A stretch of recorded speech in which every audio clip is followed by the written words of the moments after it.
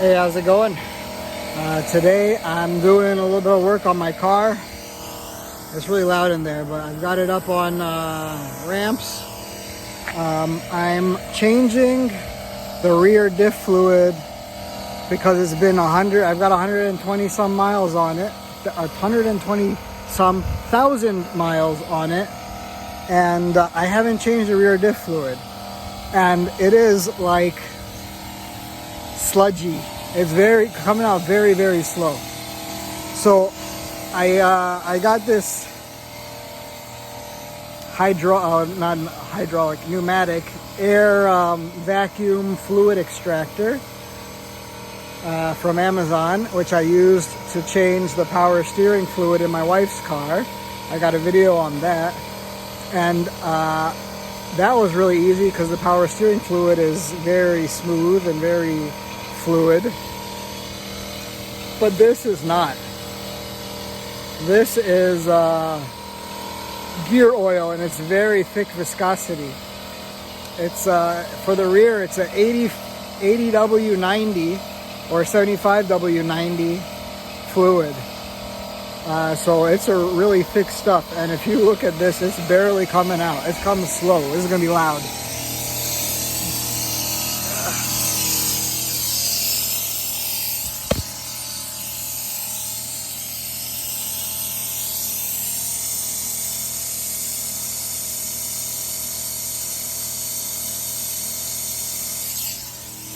See that?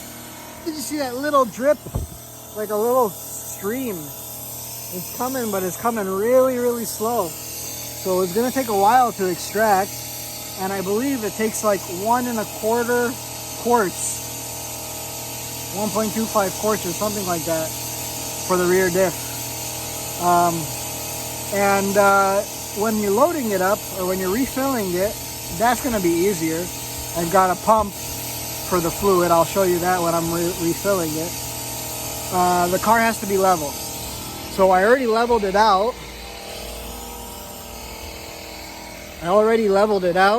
To get ready for that. All I did was I put my floor jack under the front end and lifted it up. And since the wheels are still on the ground, I'm not worried about safety, about anything falling. It's still on the jack. I won't be able to fit jack stands under it. I'm not sure if I'd be able to put a bottle jack under it, but I don't really need to. All I needed to do was lift it up until it was level. So it's level now. I checked it with a level on the bottom rail, right where the pinch weld is, where you lift up with the jack. I checked right on that. It's level. So the car is, I assume, pretty level. I don't know where else I would check to make sure that it's level. But that's it for now. So I'm gonna keep doing this until it comes out, all of it, and we'll see how much came out, and then we'll refill it. So I'm gonna go and do this. There's nothing else I'm gonna be doing right now while I was doing that. It's really loud in the garage, so I don't want to be in the garage right now. I might actually let it cool down so I can let the air pressure fill back up in the compressor.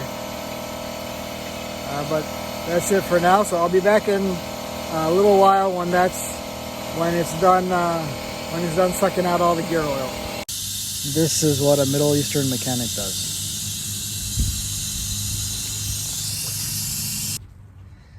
All right, so I'm done pumping. I've pumped out all that I can, and I've got only about 3 cups out.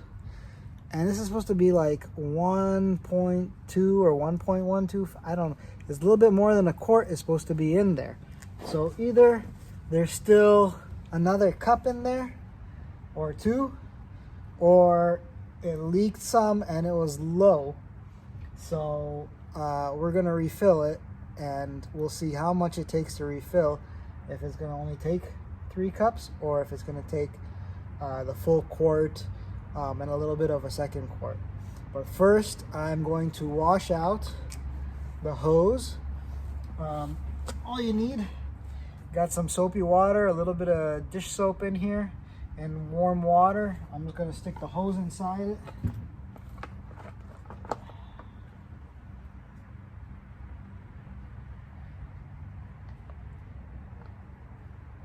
And I'll stick a bunch of the hose in it. Oops.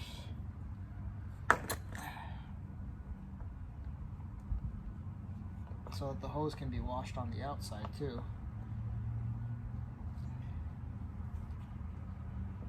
I'm gonna have to get another pair of gloves, but that's okay. I'll clean the hose, I'll turn it on. We'll suck some warm water through the hose, warm soapy water, and into the can. You see it flowing in there.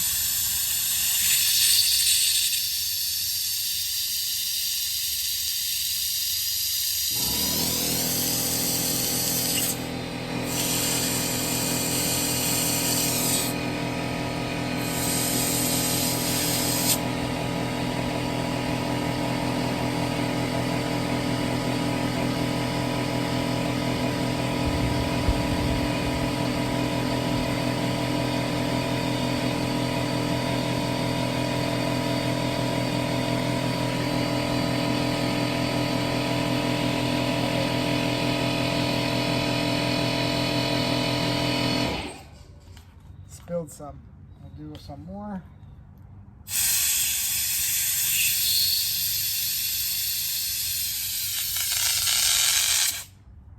Oh wow.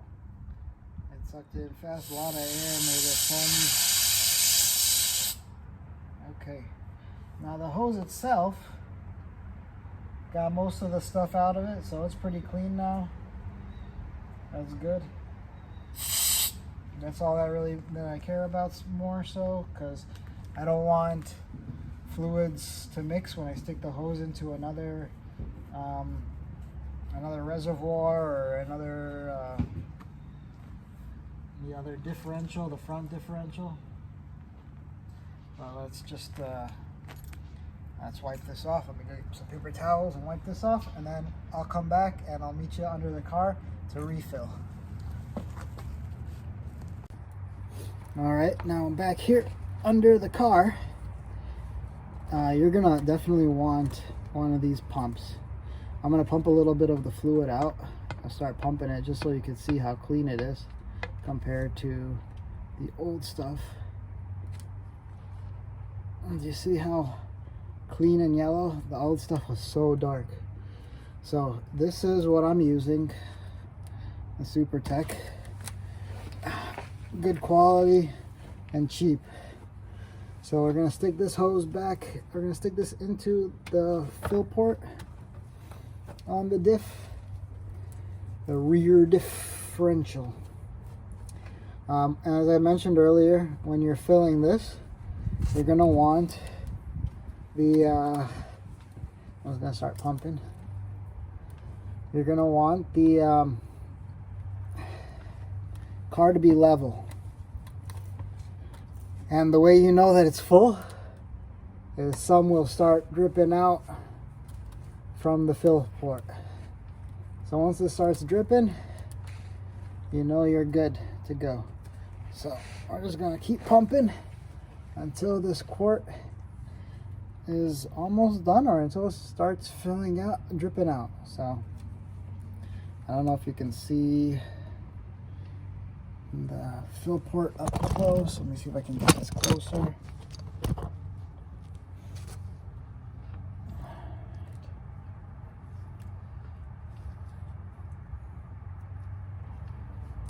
The quarts don't come with this pump, so you have to buy that separately.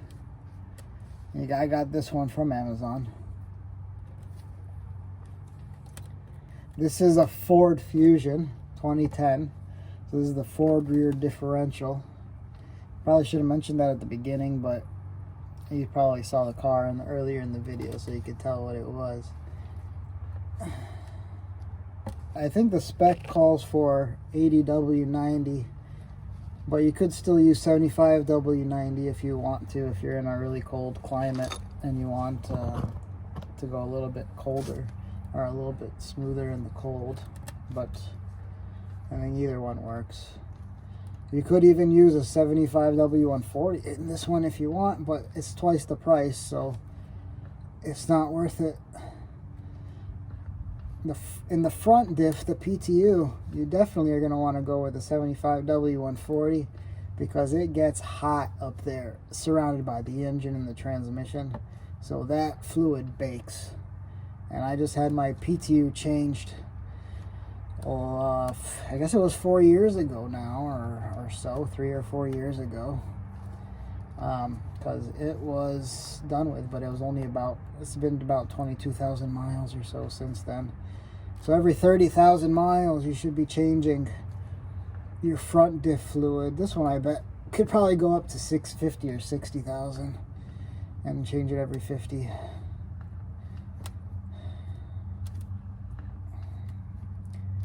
You'll be fine. But you can see how bad the old diff fluid was.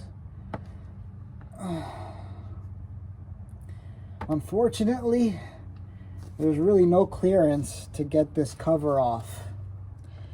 So unless you get this up on a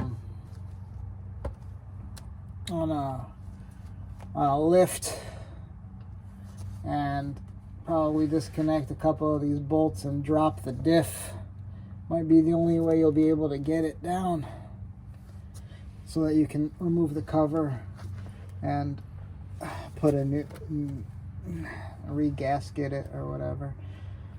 Last year when I tried to change it, it looked like there was a leak on the front or over the cover, leaking from the top, and that might be the case, that there was a leak. So far this has been 5 minutes of me pumping. I was looking at the time. It was going to take a while. And that could be why I didn't get out as much fluid as I expected it. Or, you know, it's just old and it sludges up and the volume of it decreases. And just how it is. But I'm happy that the vacuum thing got out as much as it did. That means I get mostly, if not all, fresh fluid in here. I've had a rumble in the back, and I don't know if that's what's been causing it. Thankfully, I didn't see much metal on the metal shavings on the back cap, so hopefully that means that the gears aren't worn out too much. They're not grinding too much. Oh, is it starting to come out? Looks like it might be starting to come out a little bit. I'll put another bit in there. Let's keep going.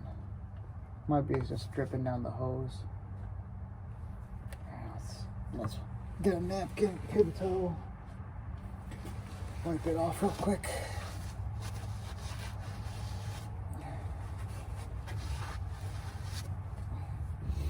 Okay, and let's pump some more in. Try to wipe this off first too.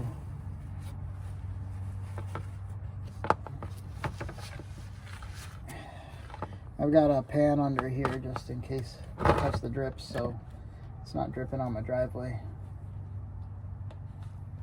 I'm actually going to hold it up now so it's not touching the bottom of the fill port, just so I can get a better idea of when it actually does drip out and it's not just fluid dripping back down the hose.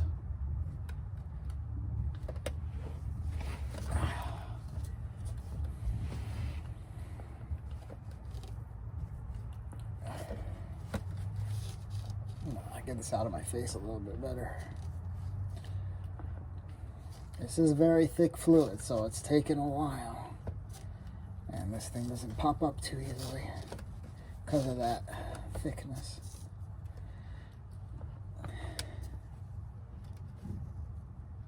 And then it might be the end. It's starting to drip out. Let's do the wipe again and see what happens.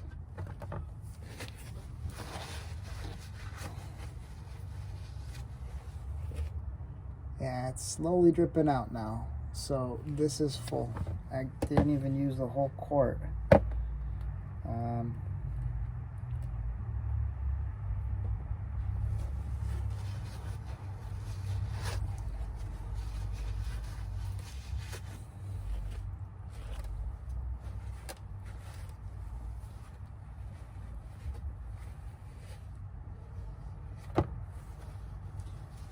clean the threads too and see if it still comes out. It's not coming out now, so let's give it another try, give it another pump.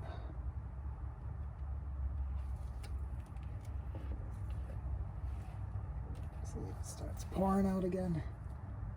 Cause I haven't even put in three cups yet. I've only put in 2.5. It looks like, so I'm surprised it's already pouring out. I don't think it's actually full enough yet.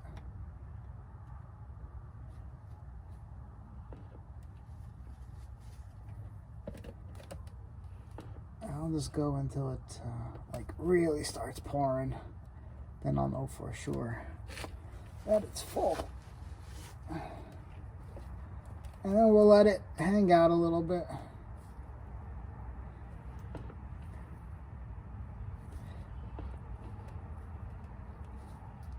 I think that's it. I think that's it now. Let's give it a second to, oh yeah, you see that dripping down now? Yeah, we'll give it a sec to stop dripping.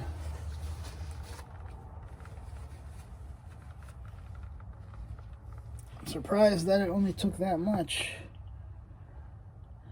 If I got more out of it than I actually put back in. I'm just gonna coat the whole cap with this because it's supposed to inhibit rust too, so it's not a bad thing, but it'll probably collect dirt and stuff, whatever. Better to inhibit the rust since we're coming up on winter. You can see how rusty the rest of my underbody is. It's horrible. I'm just gonna take this glove off. I'm gonna stick a pinky finger in and see if I touch fluid. Yeah, I'm touching fluid. Yep. All right, it's full. So let's put the cap back on. I should have mentioned this at the beginning of the video, but I wasn't recording when I first took it out because I was in a rush. But then I started recording while it was working, and it's just how I do, I guess, for some reason. Anyways, you're gonna wanna use this high temperature thread sealant. That's all it takes. There's no gasket for this. It is compatible with oil and gasoline. So you're just gonna take it and squeeze out. You have to knead the bottle first. Knead the tube. Try not to get it on the inside, but it's okay if it does. Let's get it on around the edge.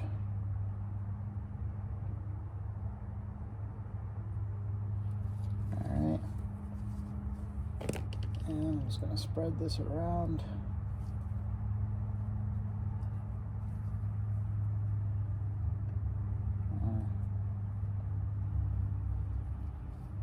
I gotta put a lot on there. Let's wipe it off. Gloves. And because of the tight clearance, I'm going to just hand tighten this first. Let's put it in by hand. Alright.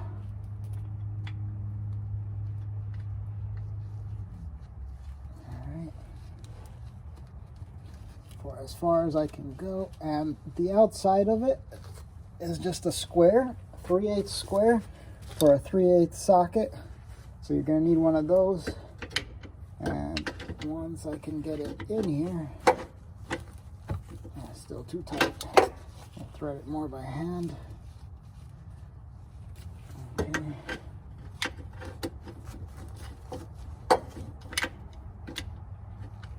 All right, there we go.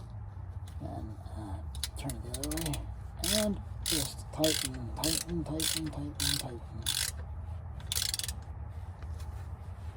You don't have to tighten too hard because it's you don't want to crack the cover, which you can. That's all you need is just to hand tighten it.